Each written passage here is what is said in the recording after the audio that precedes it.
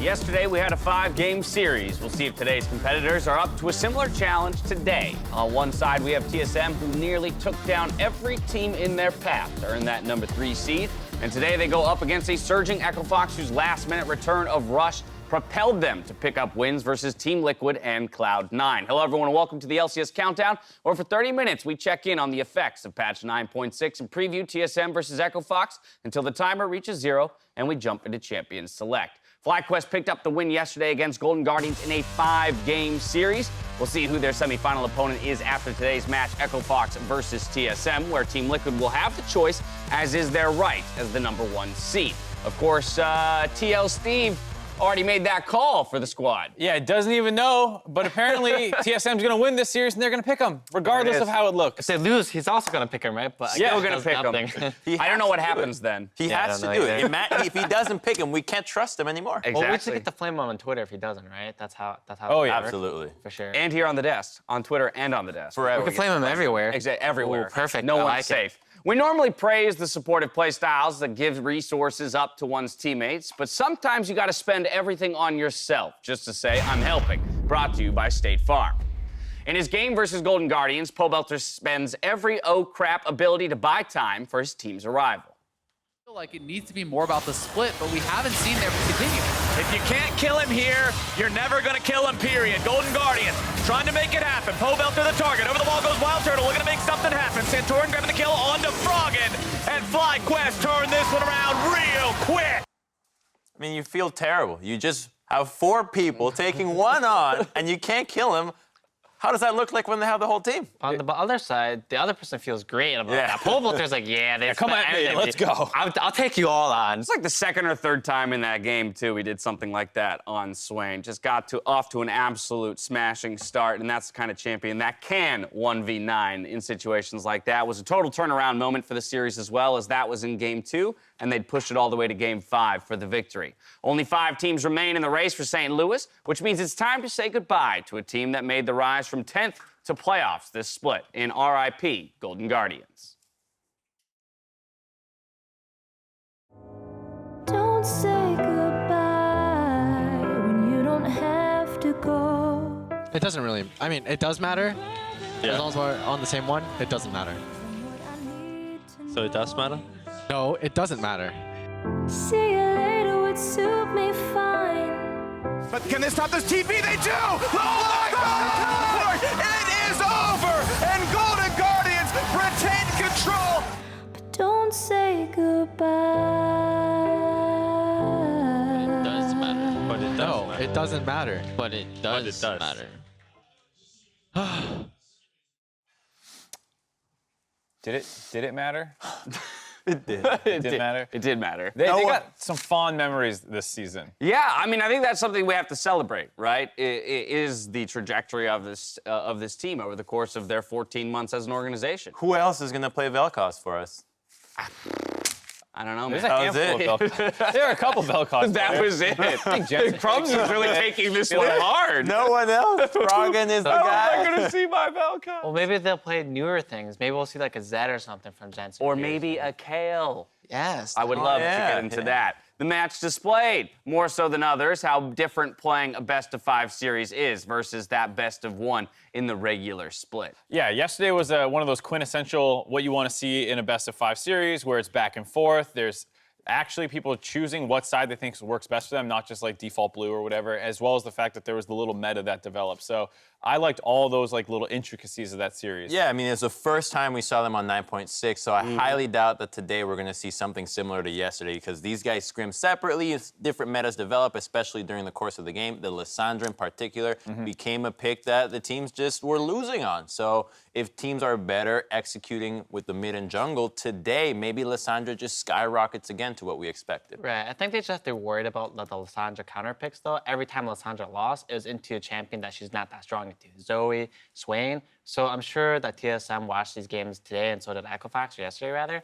So obviously, they probably won't do it unless there's like different bans and picks. So we'll see how they adapt to what they saw yesterday. Yeah, and I'm curious to see what happens with the red side because that was a very counterpick heavy series. It felt like for Froggen to try and be like that hyper late game carry. Similar story here for TSM, I think, where they always want counterpick for Broken Blade. So I wonder if both teams are going to want red side or maybe. TSM did choose red side already. Yeah, so that's what I'm saying is if they're both going to try and fight for the red side or if they're willing to let Solo play the blind side of these matchups. See, I don't even think red side's that good. Blue side has consistently been like the superior win rate throughout most of competitive play, and if you use flex picks well enough and you're versatile with your laners, you can get away with matchups that make it so difficult for you to lock down a counter pick that you're better off just taking what's good right away, especially in a new patch. If you say, oh, Kale's amazing, no one can counter it, pick it right away. Well, we're going to have to wait till game 2 to see what happens, see if the teams buck the trend that was established just yesterday. The best of 5 was the first games on 9.6, though, as was mentioned, and we saw a couple of those changes come into effect. Of course, most notably, the jungle Urgot made its first appearance. Right, and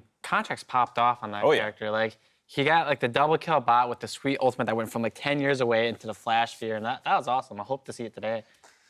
I mean, I hope to see it in the last series as well. He did so well and then just put it aside. Which but of the two junglers today would be more equipped, do you think, for an Rush? Rush. I mean, absolutely. There's that Reddit play the other day about him just like flashing over the red buff, right? I don't know if he'll do that here in this series, but he's been playing it a lot in solo queue. Yeah, I think Rush is more of like the I'm going to carry a little bit harder, whereas Acadian is almost always playing early game aggressive champions to set laners up versus himself. And so, like, that's more of a Vi, which I know you love, James, if it's going to come in. Man, I want that. They're so playing Vi in LPL. They're playing Nidalee in the LPL. They won Worlds last year. Let's go to China. Give it to me! Will we have a Kale sighting? Yes, fact. Yes? Fact. I think We will. Solo could do it. I'm going to say no. Okay. I don't think so.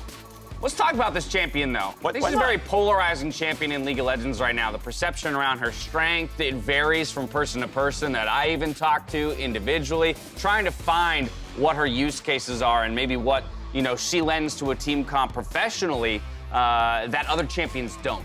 I mean, she's a pretty complex champion. I think from what I've seen her best used in, I like when you pick her with a strong bot side of the map that is pretty self-sufficient, so then you can spend your jungler's time making sure she gets off the ground. Okay. Because she's super good in a lot of teamfight, team comps. She has a lot of utility in her kit. She's not just some like Vayne top split push, I can only do damage champion. And post 6, she actually, while she isn't quite ready to teamfight yet, her laning is suddenly much better because she doesn't die quite as easily to dives as soon as she gets her ultimate available. Right, and she's like a definition of like a hard carry champion, right? Like when you hit 60 on that champion, you start doing true damage on your attacks, and you become a monster. That was a really cool like video, by the way. That 1v1 The animations on Kale are They're pretty sweet. I just And want to see watching a her game level up. where you just play Kale versus hordes of minion constantly. Like, way clear Kale game. like a tower defense game with Kayla as the main tower. Mode. Yeah, I like That'd that be idea. sweet. Now, later on, we'll break down how these changes may affect TSM versus Echo Fox. But before we do, we're going to send it over to Riv for another split in review. Thank you very much, Dash. Playoffs are underway and finals are just around the corner. So this week, we decided to grab some plays that would stoke the playoff hype. Focusing on the postseason, we have 3 memorable game-changing instances from playoffs past.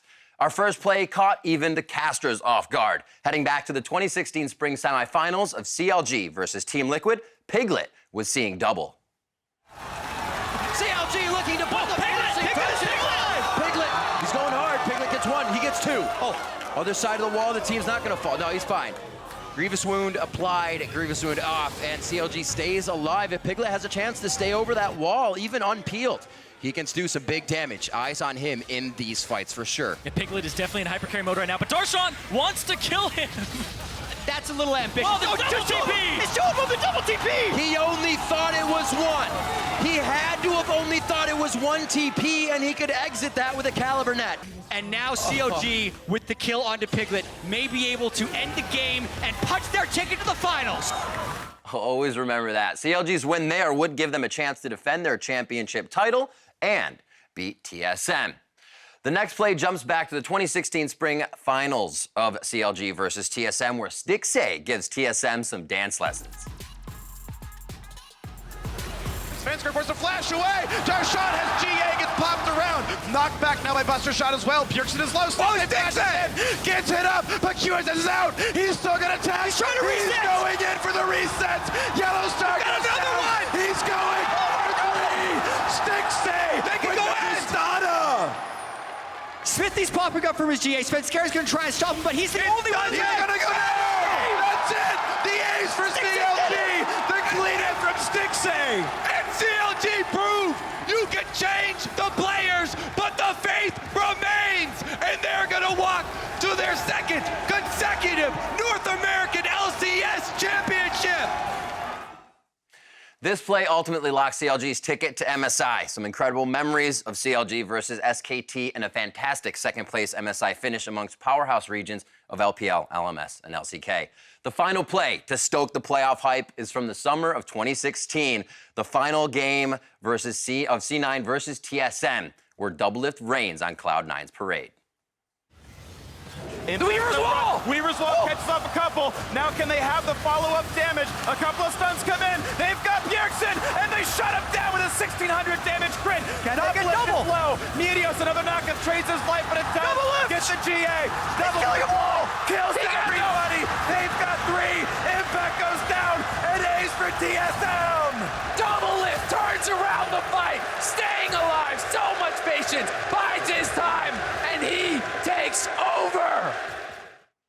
Following that summer season, Doublelift would take a break during the spring, and without skipping a beat, found himself back on the final stage in summer to help make TSM the only team ever to three-peat in the LCS. So we'll see what plays join the pantheon of great moments as playoff continue. We're taking a break right now, but when we return, there is more LCS Countdown. Don't go anywhere.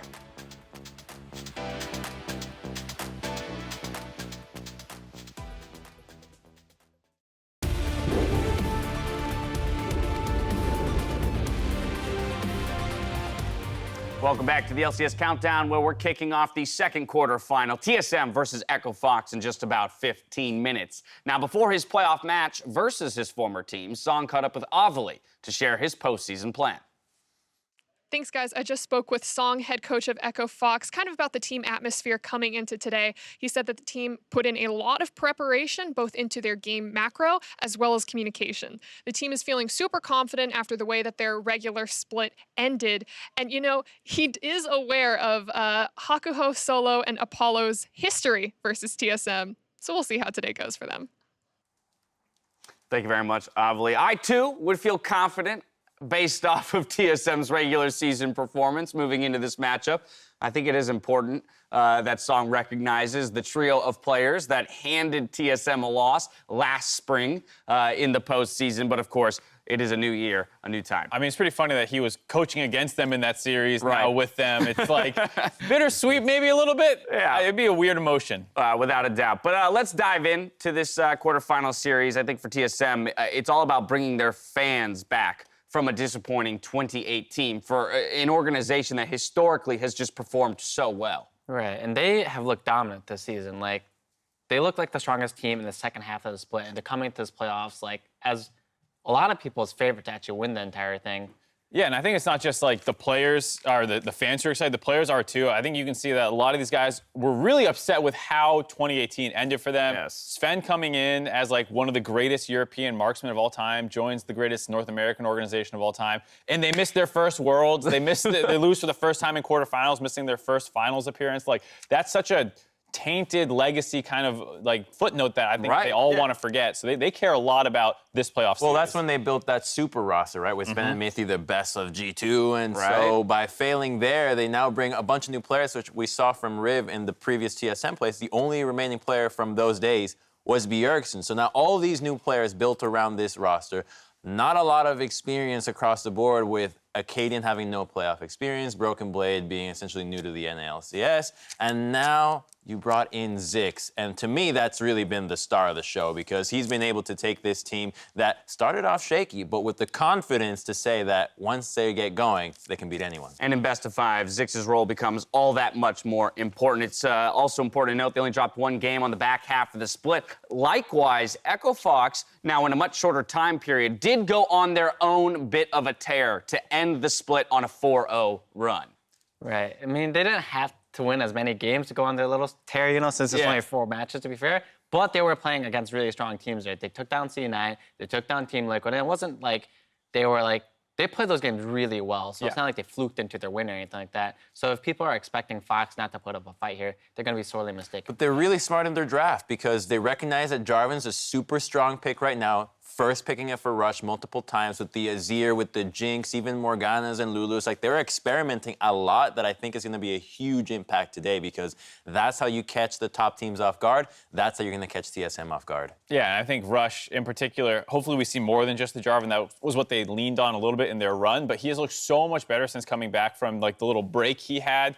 Gave him time to mentally reset, and he was the death leader for junglers prior to taking the break, and I think he died twice or 3 times after coming back in those 4 games, so a huge turnaround for him. Yeah, now we can't lie here. TSM is definitely coming into the series as the favorites, but that's why I want to challenge you guys as analysts to pinpoint those potential mismatches that might push the series in favor of Echo Fox. Right. For me, I think about top lane as a possible mismatch. A lot of people put Broken Blade as the top 3 of top laners, and while that's not a wrong thing to say, people don't really account Solo for being a good top laner, but I think he's arguably just as good as Broken Blade, if not better, for this split.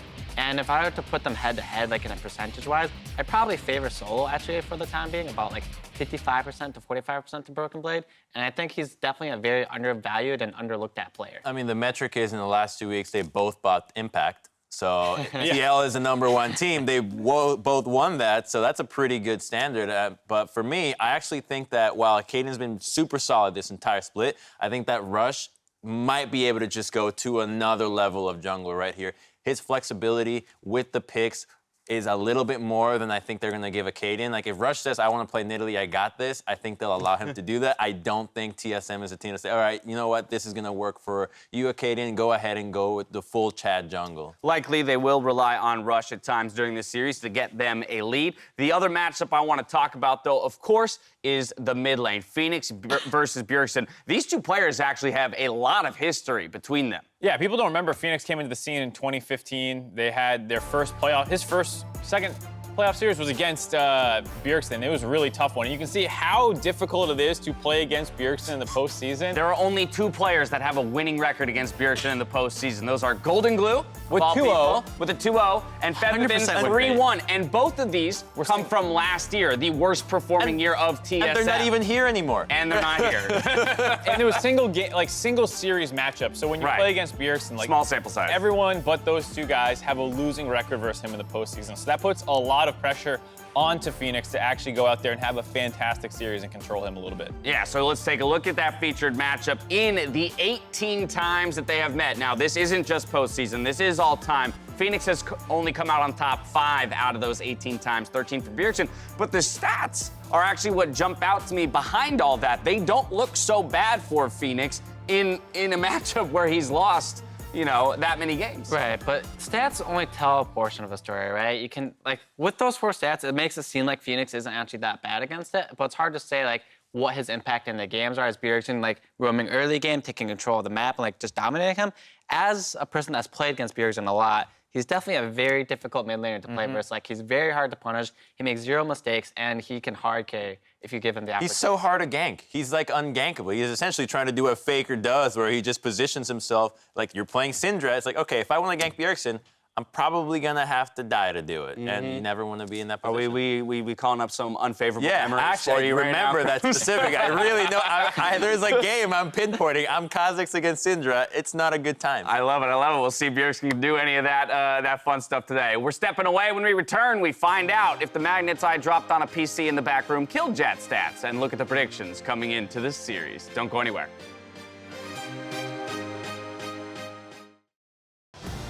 Welcome back to the LCS Countdown. We're about 6 minutes away from TSM versus Echo Fox. And as I mentioned earlier, I ordered a 14-pound box of magnets that I ran over some computers in hopes of destroying Jet Stats. So for our next segment, I wanted to bring back the dance crew that... Damn it! Hello, Dash. It was a good effort. Mark and Crumbs. I thought Welcome back to Jot Stats. Your attempts to silence me were all for naught, but you did manage to make me angrier. How exciting. I'm sorry. I'll let bygones be bygones if you can answer question 1. Yesterday, we showed a playoff facts graphic that said Oli had the highest win rate in the LCS playoffs all time. He lost, so he no longer holds this record. Who does? Win rate all time. So he only went 2 and 3, and he really bumped down that much. It was Viper's first series. He went 3 and 2. Is 60% the highest? There's no way. No, because Ole was 79%. Will it be a pole He was vaulter? 79% prior. So you think there's nobody in that 19% right range? Yeah. It's gotta be someone from IMC. Is it somebody like random, No, like not Double? I mean, Double has had. I like the pretty- Viper thing. I'm gonna take that one. I don't think it's 60% though. I'm gonna go with something like Double, of which I'll go Viper. It's probably not Pole correct vaulter. because he's played too many games. You think I Pole think it's vaulter? pole vaulter. I think I've beaten. Wait, that's Santorin. Santorin. Oh, TSM game. I like TSM and then the fight quest. See, it's not my idea. The correct answer is Biofrost, who has a 78.3% win Well, rate I at guess that 18 makes and 5. sense, right? Because After the Well, TSM days, yeah, 5, right? Well, that's a stat. yeah, after the TSM days, they just never never went back. Didn't go back. So wow. All right. I feel like we should. Okay, Bio. Should we have known that? No, we should I don't think we should have done that. I don't think there's any reason why That's you always should. memed upon, right? Take it out of here. Put it up I need that brain space for some other facts. for some song lyrics. Exactly. Question 2. Yesterday, Froggen had a 60.1% damage Yeah, share he in did. Game 3 against FlyQuest. However, this was only the second highest damage share in playoff history. No, that was the. I'll World give you game. credit The if you Caitlyn can one? guess who scored the highest, or what that number was. Who plays a poke champion? So Varus, remember when Varus mid was meta? There's no way it's more than 60. Varus mid was sick. Did Arrow have a game where he was like Varus and did a bajillion damage? I don't think What so. about Bjergsen as some kind of mid lane champion that does poke? What is the number? Like, we're supposed to know that? wait, what is the number? I didn't even see that part. of the Bjergsen with Okay. All right, I'm gonna go with 62%. I'm gonna go with 65.3%. 67.1. I have no idea who though. 62.2, I'm just gonna call out a Bjergsen. number and then 71%. hope that it was like 6A in that 71. Tristana game. So no, because there was a No. The correct answer is Cody's son, who had a 62.3% Yeah, I was really damage close to share that. as You were very Caitlyn in a close. win over Clutch Gaming in the 2018 Spring Semifinal. kidding me? Yeah, these are These very are just so they're obscure. so hard and specific. I think it's time I see other people. It's not me. Please. After it's those you. questions. I've heard But this we've too been much. Let's see if asking you there's to a do smarter that bunch all- of analysts all I can find split in the long. LCS There you go. studio. Wait, where'd he go? Hello fellow kids and Avali. Please be better than the analyst desk. This one is multiple choice. Who is the most picked champion in the LCS playoffs all time? A Thresh, B Gragas, C Braum, D Caitlyn.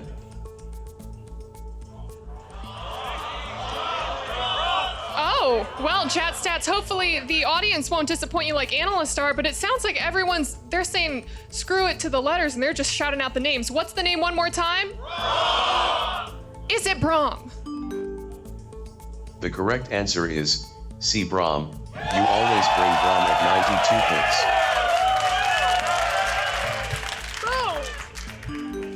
Thank you audience. Your participation is noted and maybe some of you can give the analyst desk a run for their money. For now, let's send it back to those yahoos. And for Avali, I hear you like anime, so Jamatane and JoJo is mediocre at best. But You want to go, chat stats? I like Jazz Stats a little better. I was now. gonna say, I appreciate the jab thrown at Ovely there at the end. What I don't appreciate is the ease of that question as multiple compared to choice? the difficulty of the questions we were getting. One, multiple choice, and two, that's straightforward. all Very nailed it. it's a We very nailed it. popular subreddit Unfortunately, fact. we only have 45 seconds, so we can't sit here and complain any longer. We have to talk about we your could complain predictions the for this entire- series. We'll complain later to Jat Stats, but your predictions for TSM versus Echo Fox High. We're starting with you. TSM 3-0. We jump over to Crumbs. We get the 3-2, and Mark also 3-0. So why so convinced it'll be a close series? Because right now, you can play so many different champions, and you're not capable of practicing against those every single time you go into a scrim. Echo Fox has been busting out so many new picks in the last 4 and the different priorities. They're definitely looking at the rest of the world as to what is really meta, not just in the LCS. And I think that is what's going to allow them to take 2 wins. Not enough to win, though. Hey, I like 5-game series, so I'm hoping you're right, Crumbs. With that, it's time for us to throw it out to the Battle Arena to get this series underway.